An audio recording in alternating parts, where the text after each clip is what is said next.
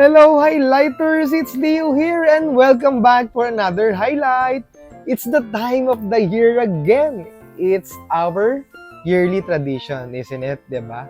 Andito na naman tayo sa iinom ng 18 na kape para makakuha ng 2026 Starbucks Tradition Collection. Or you can get this by buying a bulk order worth 7,000 pesos to get one. Yan. Okay. And for this time, syempre, let's do the unboxing video. Yay! And naging yearly tradition na nga natin, highlighters, no, na mag-unbox ng Starbucks Tradition Collection. And for this one, let's start first with the cold cup. Yan. So there are a total of 4 2026 Starbucks Tradition Collection. First is the cold cup, the planner, the mug, and the stainless tumbler. So, dito muna tayo sa cold cup. Let's go! So, here we go. Here's the 24 ounces Starbucks charcoal cold cup tumbler. Yan. Okay. And ang ganda nito actually. Hello. Nakakatuwa, no? Every year talaga may release na si Starbucks na ganito.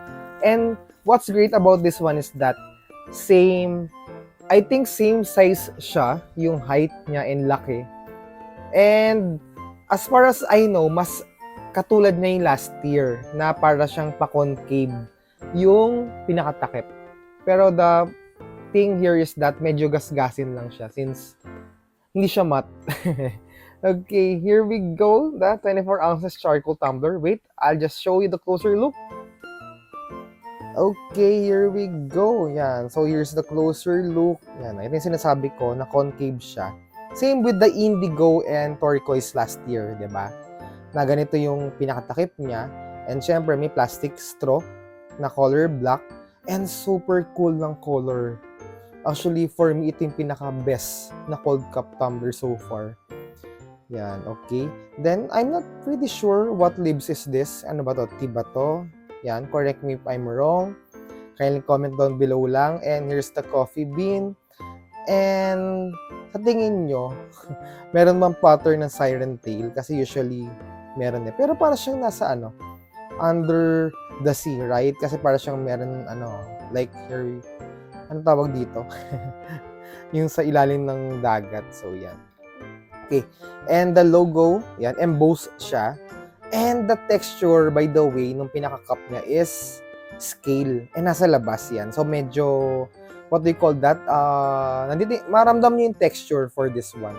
Yan. So, parang grip na rin siya. At least di madulas. And so, here's the bottom part. Again, it's 24 ounces. Yan. Siyempre, ingat. Pag nabagsak, basag. Okay. So, yan. Let's open this one. Yan. Here's the cup. Here's the straw. And of course, the instructions guide on how would you clean this one for safety precautions and then the like. And here's the inside part. Yan. Okay. Again, syempre ingat lang and be careful. Kasi once na nalaglag to, matatanggal. Pag nabagsak to, matatanggal to usually. Kasi from my previous bling cup, ito yung natanggal eh. Yan. Hindi siya nabasag, but natanggal to. So, it means, wala na, basag na siya. And what's great about this one pala is that it's a double wall tumbler. Kahit malamig yung ilagay nyo inside, hindi mababasa yung kamay nyo or hindi magmo-moist yung outside na, tawag dito, outside na nung pinaka-cold cup. So, yan, that's the purpose of this one. Okay! Ang ganda! So here we go. Here's the first one. The 24 ounces Starbucks charcoal cold cup tumbler. And syempre, next, yung mug muna. Okay, wait, tabi lang natin. So here we go. Here's the mug. Yan. Last year, wala siyang mug, 2025. So 2024, I think yung may mug na release and all white lang siya eh. But this time, medyo cream. And ang ganda ng box by the way. Diba? Box pa lang. Ay, para siyang yung design nung yung design nung pinaka-cold cup, right? Diba? Kasi like dito, Hindi masyado kita eh. Okay, di ba? Box pa lang 4 keeps na. Actually, yan. As a collector, medyo maarte rin ako sa box. Kapag ina-hand over sa akin yung box na sira or may UP, pinapalitan ko. Yan. And what's great about this mug pala ha, is that meron siyang tote bag and yan, parang wala. Pero meron. Wait, I think nasa ilalim siya. Hala, ba't wala? Anyway, let's see kung nasan yung tote bag. Or baka nasa loob, diba? Ay, ito, nasa loob nga. O, diba, kinabahan ako nun. Medyo napahiya tayo dun sa part na yun. Kala ko nasa loob siya. But nasa loob nung mug, wala sa loob nung box. I mean, nasa ilalim kasi diba parang phone lang. Ayun yung bag. Tote bag. Yan. And here's the mug. Yan. Okay, so here's the 12 ounces sandstone mug with pouch. So yan, here's the closer look. Ang cool, no? Yan. Medyo hindi siya sobrang shiny. Yan, medyo matte siya. Yan. So may beans. Actually, parang same design dun sa cold cup, diba? Yung nasa loob. And yan. And the bottom part, 12 ounces. Okay. And if we're going to compare it from the previous release no holiday collection, hindi siya same mold. Kasi like parang mas mapayat yon. I mean mas maliit na mas malapad siya. And like hindi siya pabilog dito. Parang basta something like that. Hindi ko na, wala kasi akong comparison na atago yung ganun to. Actually hindi ko siya ginagamit. So yan. And here's the pouch that comes with it. Yan. And iba din siya, like ito, one hand, like handle niya ganito. Hindi siya yung like last time na 2 handles, yung normal na tote bag na ganun. And mas malaki yun. And tela yun. Ito kasi like parang, what do you call this na this tela? Parang siyang silk na madulas na hindi ko maintindihan. Nylon? Yun, ewan. Kindly comment down below yan. So, okay. Once again, alam niyo na, here's the 12 ounces sandstone mug with pouch. Yan. So, alam nyo na. For sure, hindi nyo to huhulihin, di ba? Dahil sa pouch. Okay. Siyempre, ang next natin is the stainless tumbler. Okay. Haha. And here's the 15 ounces Starbucks Onyx stainless steel tumbler. Yan. Diba? So, syempre, nag-research muna ako before ako nag-unboxing video. Kasi, actually, same na to from the previous year, pero hindi ko lang ma-recall kung from what year siya nailabas. Yon. And, as far as I know, and kung collector ka ng Starbucks na mga ganito, for sure, alam mo na nagkaroon na rin sila ng ganitong design na holiday collection, right? Diba? Pero, mas maliit yon. At saka, meron siyang pouch. Okay, nare-recall niya na. And that's from 2022 na Starbucks Holiday Collection pa. Diba? Sobrang tagal na. Kasi from last year, iba. Wala siyang ganit. Iba nga. Iba last year. Yung parang, pag ganun siya diba? Tapos last year may cup, then basta yun, something like that. So, do a research na lang. Anyway, tama ng chika, pakita na natin yung closer look. Okay, yan. Uy, maganda rin to Ang ganda ng mga tumbler ngayon, palaban. Diba? Shining, shimmering, splendid kumikinang-kinang siya. Diba? Ganda, kumikinang, cool. At syempre, ang nice kasi black. Parang siyang pencil case. Alam niyo yung pencil case nung bata tayo yan. Hello sa mga millennials dyan. Yan, it's 15 ounces. Yan, Starbucks. It's stainless steel tumbler, Onyx. Yan. And let's open the top part. Yan. Siyempre maganda, may silicone rubber para hindi siya matunaw. I mean like, matunaw tuloy, matapon yung drinks siya from the inside. And of course, the instruction guide. on how to use this one, how to clean this one, and then the like, and safety precaution. And of course, for this one, it's for hot and cold, or warm and cold na lang. Kasi I think, pagka hot nilagay nyo dito, since manipis lang siya, baka tumagos yung init eh. Diba? So, better it's warm or cold na lang siya. Yan, diba? Sa mga may ayaw sa straw, maganda to. Pero yun nga, ingat, kasi pag nabagsak, good luck. Diba? So, let's check yung pouch. Sige, kung kasya to. And kasya pa rin siya. So, dalawang mug na ang bibili niyo. Speaking of dalawang mug, wait mas maganda naman kasi kung itong pouch yung gagamitin niyo sa tumbler niyo. Hello, ang mahal-mahal nito, tapos gagamitin yung bag, yung eco bag lang na mumurahin. Di ba? Hindi siya compliment with each other. Just joking around. Yan, pwede naman kahit anong bag, pero mas cool kung ito. Di ba? Anyway, once again, wala siyang pouch siya. This is the Starbucks 15 ounces Onyx stainless steel tumbler. And of course, the much awaited, yan, the 2026 is Starbucks planner. Yan. Okay. So let's unwrap this one. Let's remove this plastic. So unwrap na, hindi na siya unbox. Yan, kasi baka may mag-correct na naman, tinatanggal ko yung plastic tapos unboxing daw. Well, joke lang. Wala yan. Biro lang. Hindi naman tayo na-offense sa ganun. Anyway, yan. Alam niyo dati, kinakater ko pa to para hindi lang masira yung plastic. Ganun ako kaingat sa planner. Hopefully, hindi nakasealed yung loob. Anyway, tagalin na nga natin. So, yan ang hinayang. Ang cool ng box. Diba?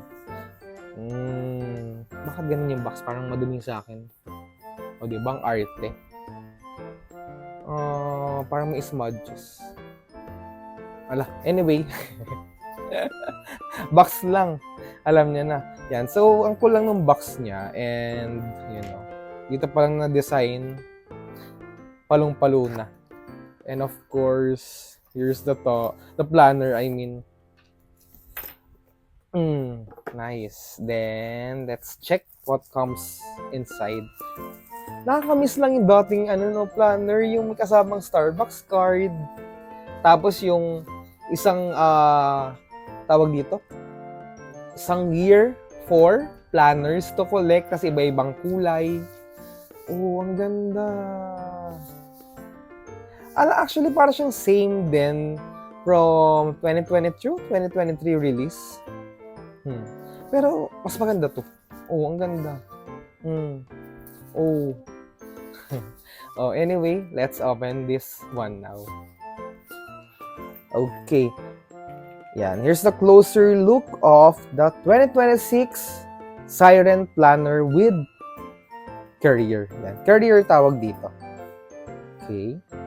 Pero nakakamiss lang talaga yung mga dating planners na release nila na iba-ibang color, no? Ngayon kasi nag-stick sila sa one design. So, focus muna tayo sa Carrier. So, hardbound, yung Carrier. So, maganda dito, natatanggal si planner. So, pwede nyo ilagay yung previous planner. Kasi for sure, hindi nyo pa nagagamit. Diba? So, dito nyo ilalagay yung ballpen. Then, here. Oh, nice. May tag, 2025 Starbucks. So, corporation, all rights reserved. Made in China. Tapos may star from the Starbucks Reserve. Cool. Then dito, pwede nyo isingit yung malaking paper. Then for this one, your Starbucks card. Okay? So, wala akong sample. Kayo na lang maglagay. Yan. And it comes with this, what do you call this one? Ano ba to? So, let's check. Uy, nice. Hindi siya pinaano. I think sticker to. Oh, hindi. Hala, what is this? Hala, hindi ko alam ano to. Pero, sticker siya. Hala, sticker nga. Ang ganda. So, pwede nyo idikit sa likod ng laptop nyo. Doon agad nilagay. Pero ang ganda nito. Sticker pa lang. Mukha nang mamahalin. Pero hindi ko siya makakuha. Ano to? Yan. Kindly comment down below highlighters na lang. Yan. Let's discover na lang kung para saan ito. Or baka naman like backdrop lang niya para hindi masira yung pinaka-sticker niya. Yan. O, diba? Then, red and black is for ano, diba? Red and green. Green is for the regular barista and sa mga manager black, diba? Pero, ano nga bang, mas magandang explanation for this one na different logo color. Yan, kindly comment down below. Yan. Interact naman kayo, hindi lang yung ako nagsasalita. Para kwentuhan tayo, diba? So, yan. Uy, ang cool, At least, pwede niyo ibalik sa plastic yung planner. Hindi siya yung parang like yung sa labas na naka-sealed, diba? So, okay. So, hala, ang ganda. Texturize rin siya. Cool nito. Oh. Ganda. Yan.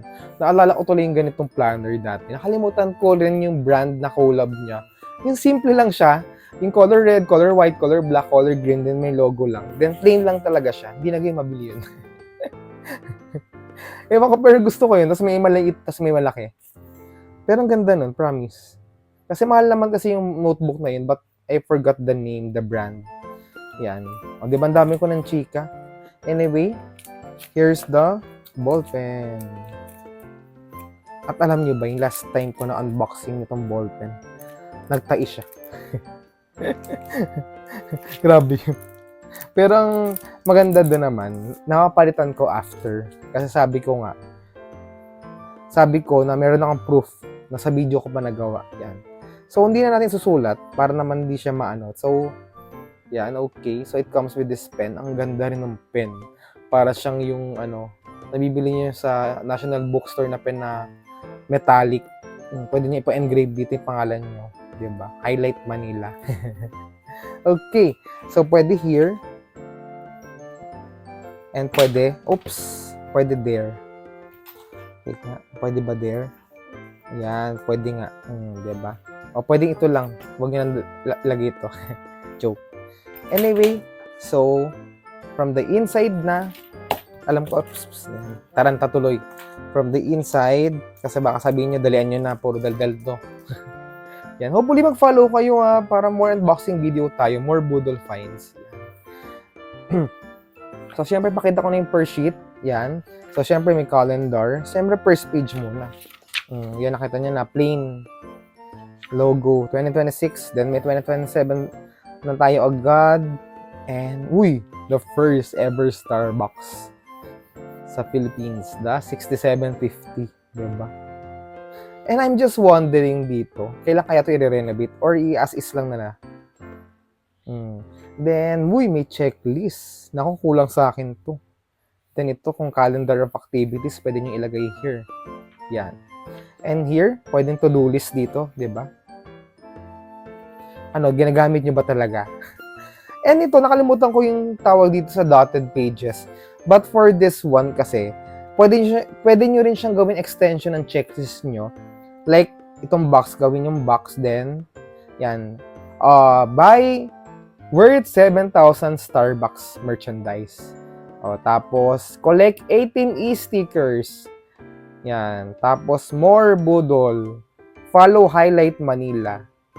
Don't ever forget to follow all pages. I mean, social media of Highlight Manila. Yan. Ewan ko na lang kung makalimutan nyo pa yun. Hindi ba? O yan, by the way, nasa TikTok din tayo, Facebook, and Instagram. Okay. So yan. Kung natuwa kayo. And here, hindi ko pa ito nakapupuntahan. West Gallery Place, BGC. Wala naman nakalagay kung second siya. Siren to Life. Ang ganda ng painting. Cool. I was here. Ano to? Welcome to. Ang galing Cool Siyempre, same lang siya. Pero since natuwa tayo sa mga artwork niya, pakita na lang natin yung next artwork for March. This is from Juan Ayala, Makati. Ba't di ko ito na alam? Saan ba to? Greener Juan Ayala. Okay. Alam ko na sa Juan Ayala. Near Glorieta.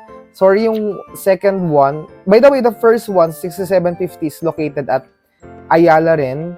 near Asarustans yon, in front of Glorieta besides Glorieta 5 and Glorieta 3, basta yun. Ito, West Gallery, hindi ako familiar. Then this one, nasa beside siya ng Glorieta 5, yun, sa baba. Okay. Then, next, check natin kung sino yung next feature. Uy, Tagaytay, Nasugbu Road. Oh, nice. Hindi ako familiar dito, but nakapunta na ako dito, for sure naman. Love na love ko yung Tagaytay Starbucks, no? Yan, lalo na Hiraya. Marami laging tao. And next is East Asia Royal. Jensan Highway, syempre, hindi pa tayo nakakapunta dito, General Santos, since lagi lang tayo nasa Makati. So, yan. And next, diba, daldal ko pa. Actually, it's currently 2 a.m. in the morning na. Yan. Ortigas Avenue Extension, Pasig, hindi ko pa rin ito napuntahan. Then, for yan, June. That's my birth month, ha? June 10. Okay. Then, here, the Enchanted Kingdom, Santa Rosa. Of course, hindi ko pa rin siya napuntahan. Hindi ko pa napuntahan ng kasi last punta ko nung Enchanted Kingdom is college. And nakailang years na ako mag-work. Siguro 10 years na. So yan, 10 years, more than 10 years na ako hindi nakapunta sa Enchanted. So yan, puntahan nga natin para makita lang Starbucks. Next up, here's Hiraya. Yan, sabi ko nga sa inyo, one of my favorite destinations sa Tagaytay, Hiraya. Pero saan ito banda? Parang hindi ko ito nakikita. Saan nga ito? Kasi actually, favorite ko sa Tagaytay, yung sa sa hotel, na kalimutan ko rin yung hotel na yun. Kasi maliit lang siya, pero ang ganda ng overlooking. Yan. Di ba? Comment down below ulit. Sige. Ibulit nyo na lang yung sagot nyo. Sa dami kong tanong. The next lookout, Dagupan. Dagupan. Okay. Yan. Wait lang. Chinek ko lang po yung mic ko. Kasi mamaya daldal ako ng daldal. Lobot na pala. Okay. Saan nga itong Dagupan? Sa Dagupan. So, hindi pa ako nakapunta dito. Nag-hunt no? Yan. Next up. Yan. Meron siyang yung parang bookmark. So ito, pwede nyo gawing bookmark na lang. Siguro pwede nyo siyang gawing bookmark. Diba? Yan. Or, kasi laki lang ba niya? Nga, pwedeng bookmark din. So, pwede nyo ilagay here. Okay. Sige. Diba? Na rin natin. Bookmark na lang siya. Yung kanina nating inaalam kung para saan. Then, next up. Daang Maharlika Highway, Tagum-Tagum. Hindi pa tayo nakapunta here. Then, Maharlika Highway, Santiago. Hindi pa din tayo nakapunta since sa province na. Then, Cebu, Central Block Cebu. Ganda. Cool. Diba? Why not, no? Maglabas na ng Starbucks card na made out of this artwork, no? Ganda nun. Alam nyo ba, first ko naging Starbucks fan noong 2011. And that's the first ever release nila ng Starbucks card, year 2011. Hindi ko makalimutan yun. Since first year college ako nun, tuwan-tuwa ako. Nakaharap ako sa professor ko, din iniisip ko Starbucks. Na gusto ko na mag-Starbucks dahil sa Starbucks card. Then may crush na barista nun sa student's place. Yung lang dito, wala siya ngayon, yung binaganon, para hindi siya bumuka. And anyway, okay. Balik na natin. Then, we're done with the 2026 Siren Planner with Career. Hihi! Yan. Medyo naitawid natin yung kakulitan ko kasi nagpe-permit mocha ako. Kahit 2 a.m. the morning. Tama ba? Nasa likod ko kasi, diba? It's currently 2:20. Okay. Yan. Here's the Starbucks planner. Recap lang natin. Here's the sandstone mug with pouch. Ilan ounces nga to? Kalimutan ko na, 12 ounces. So, diba? May exam tayo. Kala nyo ba? Kalimutan nyo na agad. Here's the, ilang ounces to? Here's the Starbucks, nakalimutan ko tuloy. Tawag dito? 24 ounces Starbucks cold cup. So, kung ito, Silent Planner, Sandstone, nakalimutan ko tawag. Wala, nakalimutan ko nga. Pero ito, tanda ko, it's the Onyx one. Diba? The stainless steel tumbler. O, diba? Sorry na masyadong ulyanin. Diba? Yeah. Anyway, alam niyo na. By the way, kung curious kayo, nakuha ko siya. Since nakita niyo naman, di ba, meron akong rhinestone. Ganda rin ito. Di ba? Pakita lang natin. Closer look. Yan, di ba? Shining, shimmering, splendid. Okay. And ito rin, pakita ko lang ulit. Wait lang, bago tayo magbabay. Ang ganda. Yan. So, ito kasi is 6'3", 6'8" yon. So, add na lang ng worth 200, 300 just to get one Starbucks Tradition Collection. Diba? So, sayang. Pero kung ayaw nyo, talagang like bumili ng merchandise, you could just get some, complete all 18 e-stickers, or you could, bibigyan kayo ng card, then dun yung i-scan lagi every time, or pwede nyong i-opt-in sa Starbucks app nyo. So, yun. Siyempre, before we end this unboxing video, I'm going to ask you first, ano yung favorite nyo among all four? Ano yung uunahin nyo sa kanila? Nako. Tingin nyo. Planner ba? Cold cup? Stainless or mug? Yan. Pero just suggestion lang. Unahin nyo first si stainless. Yan. Usually kasi ito yung una na uubos sa mga previous stainless, then followed by cold cup. But for this time, pwede magbago since ang ganda niya lahat. Diba? Kalimutan ko pa rin yung tawag sa kanya. Anyway, yan. Then, after this one, then the planner. Kasi usually ang planner, until next year meron rin yan. But syempre, planner tayo nagkakagulo eh. Kaya syempre mas gusto natin makuha si planner talaga, 'di ba? And of course, for me last is the mug. Yan. Maganda naman si mug. Actually medyo underrated si mug, but like may pouch para ilagay dito, alam niyo na. So kung tapos yun yung 4, isa pa para sa lagayan ng parehas, dalawa kayo nakaganon. Anyway, yan. So may sticker pa rin pala. Yan. Don't forget, kahit ito na lang sagutin nyo. Anong ibig sabihin ng black and green na logo? Pagkakaalam ko lang kasi yung sa manager, ito yung regular barista, 'di ba? Or coffee master, coffee master siya and the regular barista, 'di ba? Yun lang pagkakaalam ko. But anyway, sana nag-enjoy kayo for this time. And see you once again on the next highlight. Hope you subscribe, hit the notification bell, and be one of the certified highlighters. See you on the next highlight. Again, nasa to-do list nyo. Don't forget to follow sa TikTok, YouTube, Facebook, and Instagram. Thank you for watching. Bye!